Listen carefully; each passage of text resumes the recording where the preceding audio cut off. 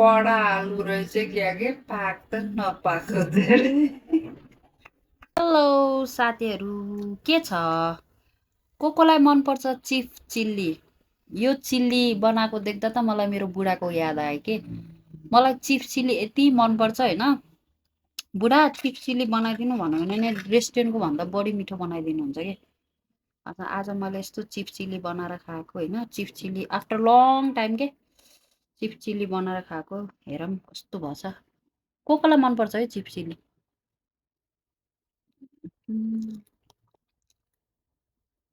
कस्तो मिठो भएको के। त्यही पनि बुढाको हात जस्तो त छैन होइन। उसको त हातै मिठो छ के, जे छोए पनि मिठो बनाउनुहुन्छ क्या मेरो बुढाले त। घिराम्लोको तरकारी नि यति मिठो बनाइदिनुहुन्छ है। म कति मिस गर्छु कि। अब त आँसु त झार्दिनँ होइन। तर दामी मिठो भएको छ है साथीहरू। म त खाजा बनाएर यही खानु लाग्यो आज।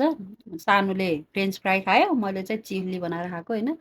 अनि मौसम चाहिँ पानी पर्दैछ हाम्रोतिर त। तपाईँहरूकोतिर के छ हालखबर?